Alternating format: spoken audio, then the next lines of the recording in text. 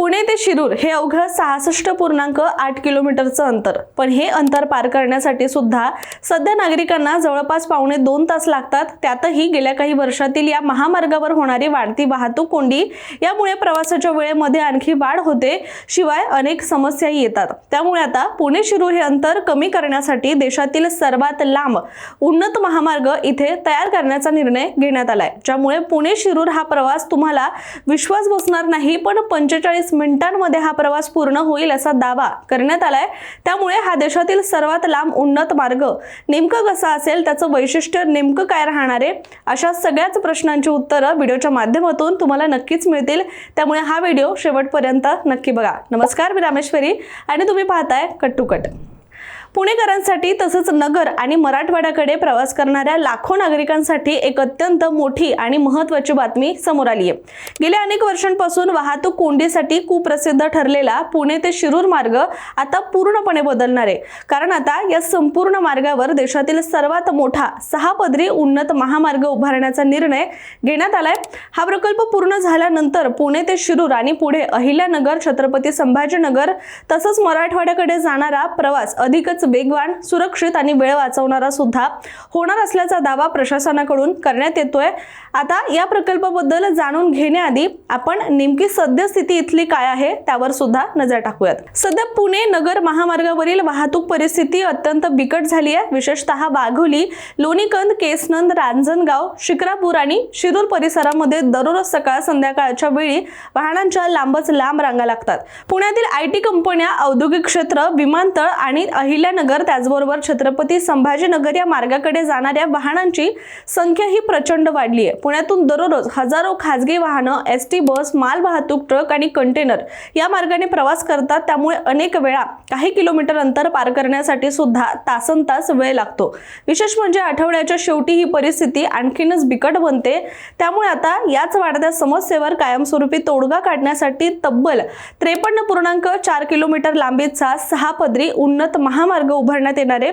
या प्रकल्पासाठी जवळपास 6,300 कोटी रुपयांचा खर्च केला जाणार असल्याचं देखील बोललं जात आहे। आणि मगाशी म्हटल्यानुसार याची खास गोष्ट म्हणजे हा प्रकल्प केवळ महाराष्ट्रातच नाही तर देशातील सर्वात मोठा 6 पदरी एलिव्हेटेड म्हणजेच उन्नत महामार्ग प्रकल्प सुद्धा बनणार आहे।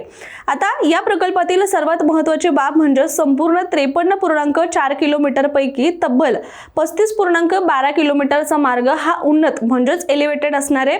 आणि म्हणजेच वाहनं जी आहे ती थेट शहरातील सिग्नल, चौक किंवा स्थानिक वाहतुकीपासून वेगळ्या मार्गाने प्रवास करू शकतील। आणि उर्वरित 18.2 किलोमीटर जे अंतर आहे तेच म्हणजे सध्याच्या महामार्गाचं रुंदीकरण सुद्धा आता या प्रकल्पामधून केलं जाणार आहे।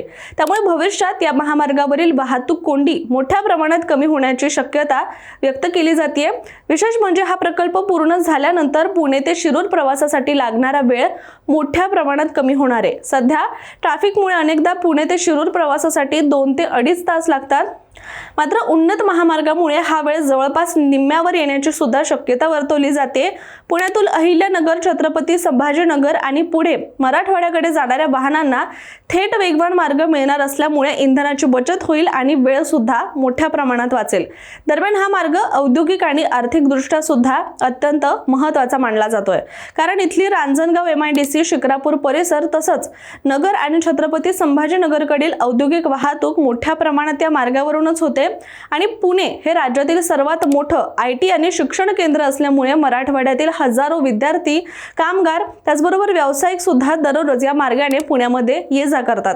त्यामुळे हा महामार्ग तयार झाल्यानंतर पुणे आणि मराठवाडा यांच्यातील संपर्क अधिकच वेगवान होणार असून उद्योग आणि गुंतवणुकीला सुद्धा मोठी चालना मिळण्याची शक्यता वर्तवली जाते।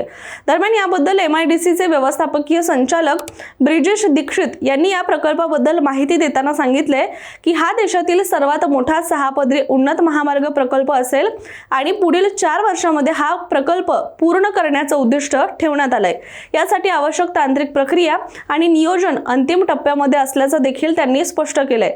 दरम्यान या प्रकल्पाची घोषणा होताच पुणे नगर महामार्गालगतच्या परिसरामध्ये जमीन दर वाढण्यासाठी सुरुवात झाला असल्याचं देखील चित्र दिसतंय। वाघोली, लोणीकंद, केसनंद, शिक्रापूर आणि शिरूर परिसरामध्ये भविष्यात मोठ्या प्रमाणात रिअल इस्टेट विकास होण्याची देखील शक्यता व्यक्त केली जाते। याचबरोबर नवीन टाउनशिप, व्यावसायिक प्रकल्प आणि औद्योगिक गुंतवणूक वाढण्यास सुद्धा या महामार्गाचा मोठा फायदा होऊ शकतोय। मात्र दुसरीकडे एवढ्या मोठ्या प्रकल्पामुळे काही प्रश्न देखील निर्माण झालेत, जसं की भूसंपादन प्रक्रिया, पर्यावरणीय परिणाम, वृक्षतोड आणि कामाच्या काळामध्ये होणारी अतिरिक्त वाहतूक कोंडी याबाबत सुद्धा नागरिकांकडून चिंता व्यक्त केली जाते। कारण पुढील 4 वर्ष या महामार्गावर जर मोठ्या प्रमाणात बांधकाम सुरू राहिलं तर त्यामुळे काही काळ नागरिकांना वाहतुकीमध्ये सुद्धा काही प्रमाणात त्रास जो आहे तो सहन करावा लागू शकतोय। तसंच स्थानिक गावांमधील सेवा रस्ते, स्थानिक वाहनांची व्यवस्था आणि अपघात टाळण्यासाठी कोणत्या उपाययोजना केल्या जाणार याकडे सुद्धा आता सगळ्यांचंच लक्ष लागलंय। मात्र तरी सुद्धा भविष्यातील वाढती वाहन संख्या आणि पुण्याचा विस्तार लक्षात घेता हा प्रकल्प अत्यंत गरजेचा सुद्धा मानला जातोय। कारण पुणे शहराचा विस्तार हा दिवसेंदिवस वाढत असून नगर रोड परिसरामध्ये मोठ्या प्रमाणात निवासी आणि व्यावसायिक विकास सुरू आहे। त्यामुळे येत्या काही वर्षांमध्ये वाहतूक आणखीनच वाढणार आहे हे सुद्धा निश्चित मानलं जात आहे। आणि अशा परिस्थितीमध्ये पुणे शिरूर 6 पदरी उन्नत महामार्ग हा भविष्यातील वाहतुकीसाठी सुद्धा मोठा गेम चेंजर प्रकल्प ठरू शकतोय असं म्हटलं जात आहे। एकूणच 53.4 किलोमीटर लांबी, 35.12 किलोमीटरचा एलिव्हेटेड मार्ग, 18.2 किलोमीटर रुंदीकरण आणि तब्बल 7,300 कोटी रुपयांचा खर्च, त्याचबरोबर 4 वर्षांचं बांधकाम कालावधी, या सगळ्यामुळेच हा प्रकल्प जो आहे तो देशातील सर्वात मोठा एलिव्हेटेड मार्ग सुद्धा ठरणार आहे। त्यामुळे आता या सर्व गोष्टी पाहता पुणे शिरूर महामार्ग प्रकल्प हा महाराष्ट्रातील सर्वात महत्त्वाच्या पायाभूत सुविधा प्रकल्पांपैकी सुद्धा एक ठरणार आहे। त्यामुळे आता हा प्रकल्प प्रत्यक्षात किती वेगाने पूर्ण होतो आणि पुणेकरांसह शिरूरकडे प्रवास करणाऱ्या नागरिकांना ट्रॅफिक मधून खरोखर दिलासा मिळतो का हे पाहणं सुद्धा आता महत्त्वाचं ठरणार आहे। तुर्तास आपण इथेच थांबूया। मात्र तुम्ही अशाच माहितीपूर्ण व्हिडिओसाठी कट टू कटच्या YouTube चॅनलला सबस्क्राइब करायला मात्र विसरू नका।